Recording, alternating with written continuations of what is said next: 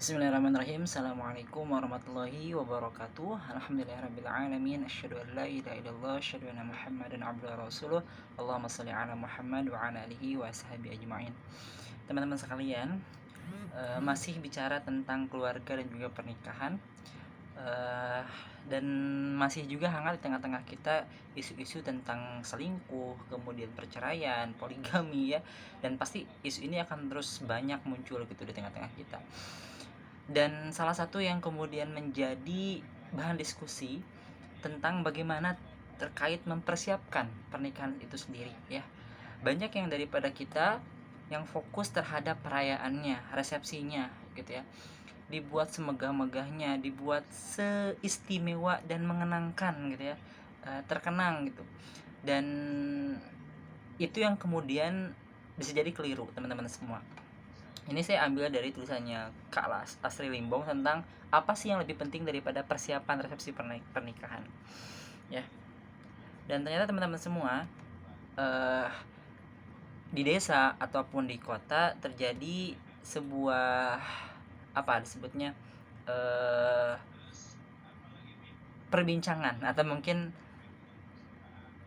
apa ya, diskusi antara orang tua dengan anak yang kemudian mau menikah, yang mana justru datang juga dari para orang tua agar pernikahan atau resepsi ini dibuat mewah, dibuat megah, dibuat agar bisa menjadi kenang-kenangan buat anak-anaknya atau persembahan terakhir dari orang tua buat anak-anaknya.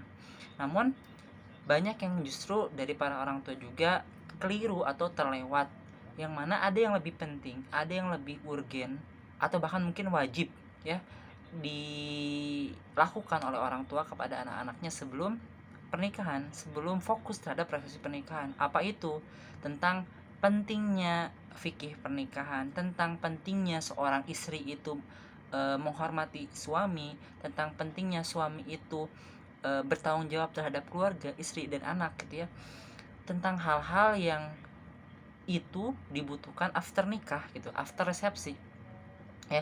Banyak orang tua yang sibuk ketika mempersiapkan hari pernikahan anaknya, ngurusin gedung, tenda untuk acara, catering, prasmanan, seragam keluarga, undangan dan seterusnya.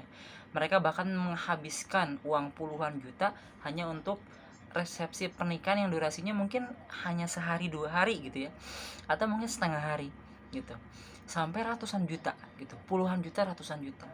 Dan ini menjadi sebuah gengsi di tengah-tengah masyarakat apabila tidak seperti itu gitu.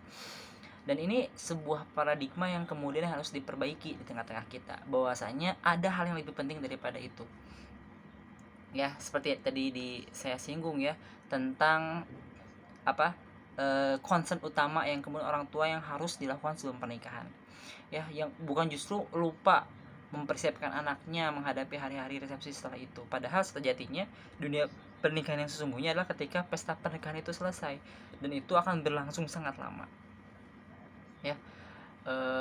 Mengajarkan bagaimana cara menjadi istri yang baik, bagaimana menjadi suami yang bertanggung jawab, mengajarkan fikih seputar pernikahan, memberitahu hak dan kewajiban ya. Itu yang kemudian harus dilakukan oleh orang tua seharusnya, sehingga anaknya siap menjadi istri yang berkhidmat, hingga anaknya siap menjadi suami yang memuliakan istrinya.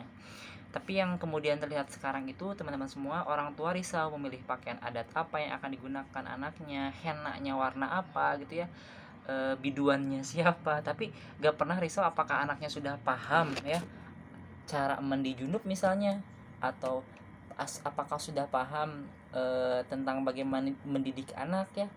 Gak pernah nanya apakah anaknya udah paham konsep misal talak, zihar gitu ya, konsep tentang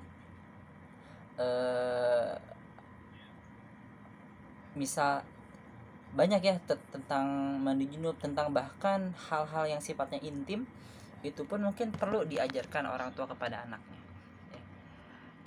Dan itu yang kemudian seringkali terlewati orang tua hari ini.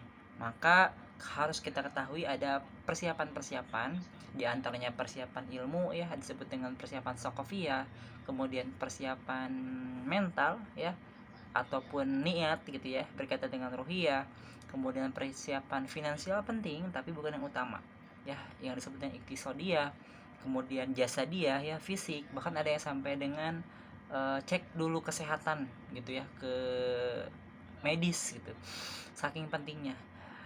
Agar kemudian nanti sesuai harapan dan seterusnya.